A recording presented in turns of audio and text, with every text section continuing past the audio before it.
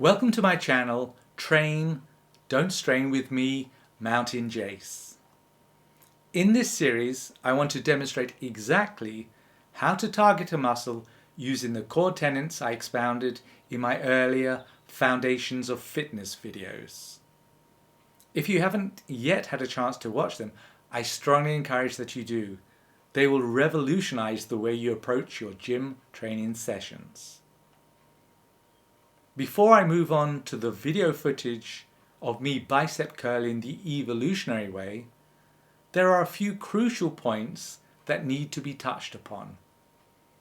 Probably the most important thing that you should understand is that it is fully possible to get no benefit from doing an exercise other than for those that have been in a coma for a year. Indeed, I would say 9 out of 10 people, after they've been training for a few months, fall into this category. The reason being that the body only rewards you with enhanced strength and endurance when you manage to force a muscle into the debilitation zone.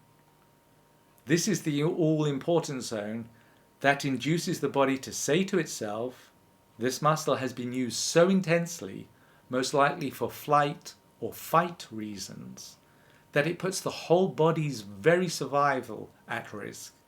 And therefore, it is imperative that not only are the torn muscle fibers repaired, but they are done so in a way that makes them stronger and fitter for future encounters. So, as I noted in my Foundations of Fitness series, because most people are guilty of cheat training by utilizing either mass displacement, that is to say, whipsawing their body weight to make another external weight move, or they let the force of a weight go through their bones rather than their muscles, which requires almost no effort, the average gym goer barely attains between 10 and 20% return on their fitness investment. And it really doesn't matter if the true number is 22 or even 28%, because unless you enter the debilitation zone, which starts when you hit around 70% of the fibers in a single muscle, as far as your body is concerned, you deserve no additional performance enhancements. That's just the way things are. So, to get your score as high as possible, and so truly set off along the path up to your peak fitness potential, you have to understand and utilize the evolutionary techniques included in this and all my videos. Failure to do so will consign you to eternal fitness mediocrity, in the same way that if you ignore learning how to correctly hold and swing a tennis racket or a golf club, you'll never make real progress however long you try. So, on the bicep curls, as with every gym exercise, you first must understand where the danger points lie. Those are the parts of the movement that people forfeit great chunks of training success because they fail to fight against the urge to let their bodies cheat. In this case, the danger points are as follows. Firstly, moving your body in a seesawing action as you begin to raise the bar. This adds upward momentum that is not generated in your biceps. To avoid this, always bend your knees slightly to stop you leg thrusting, and always put your back against a wall so that any unwanted energy produced in your calves or quads goes out of your back before it can reach your biceps. It's worth getting a friend to film your legs whilst you train.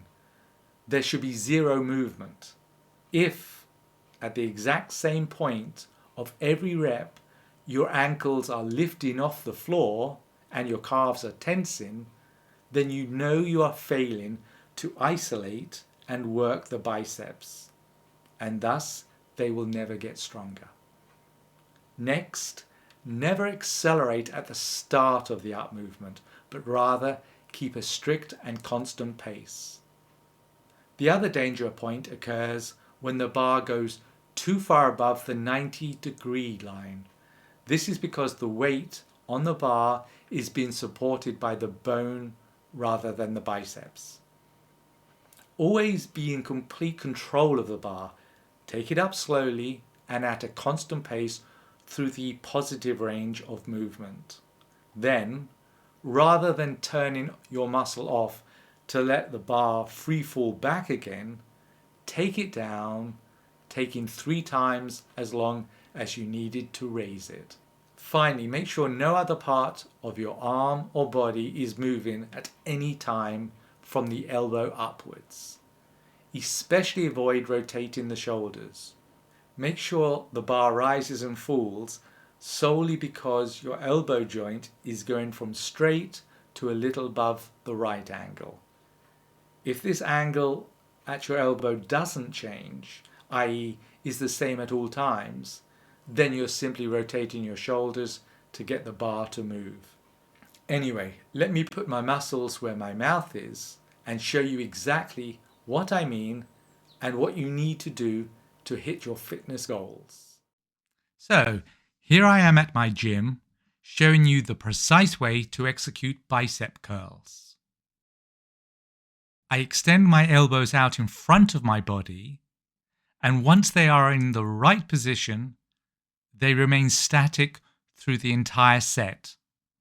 Never let them rotate backwards towards your body on the negative move to then use your shoulders to throw the bar forward on the positive. I always start with my back against a wall to help isolate the biceps from any unwanted leg thrusting.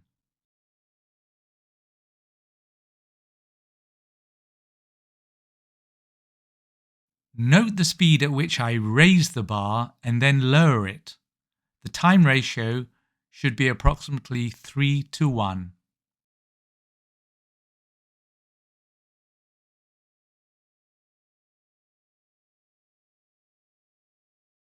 Though it's just the first set, I've already managed to target and train so many bicep fibers, all of which demand oxygen to fire, that I'm breathing heavily. This is the vital confirmation you need to see that you're training the evolutionary way.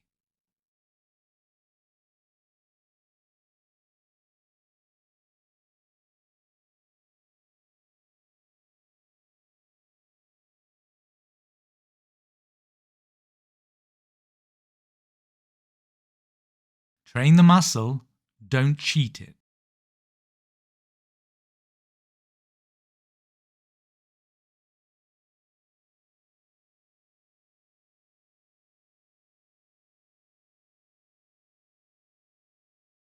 Again, because it's just so important, before I start the next set, I'm showing you the difference between good and terrible technique.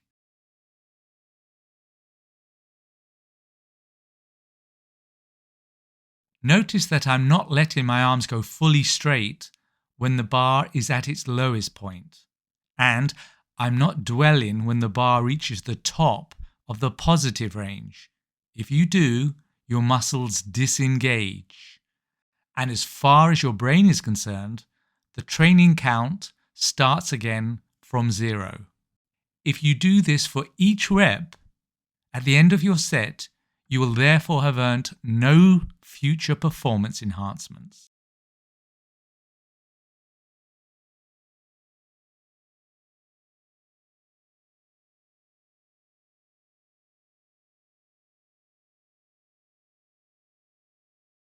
Again, see how deeply I'm breathing. This can't be faked. It's my body desperately trying to replenish lost oxygen in my blood system. Okay, after I do 3 sets of bicep curls with the bar, I finish off with 2 sets of single arm curls. Look how much work I'm expending making sure the weight doesn't just free fall on the negative portion, but is taken at a slow, constant pace with no acceleration in the cheat zones.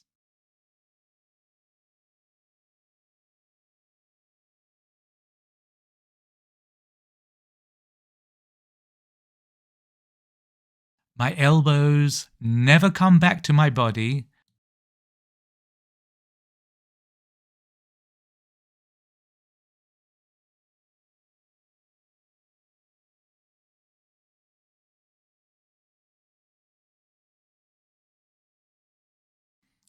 and there's almost no rotation of my shoulders.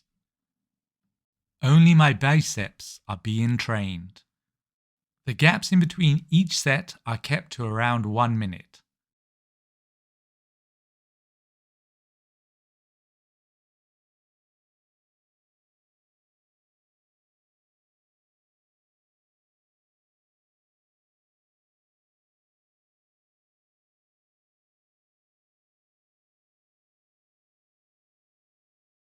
Notice that I tilt my wrists inward slightly so that the energy doesn't escape out through my tries.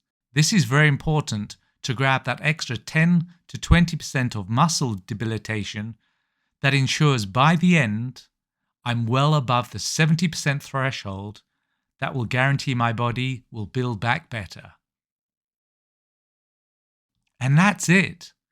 If you have the courage to reduce your weights and the time between sets, and use the 1:3 ratio of positive to negative time taken, avoiding moving your elbows or completely straightening your arms, you too will take your biceps into the debilitation zone and earn the kind of rewards you've always wanted but never previously attained.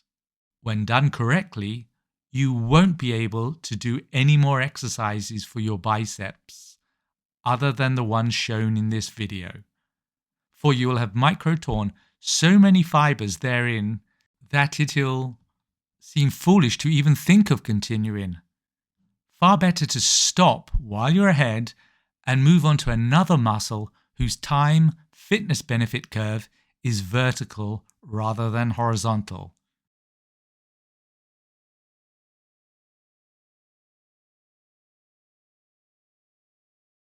Now go do the right thing. Mountain Jace out.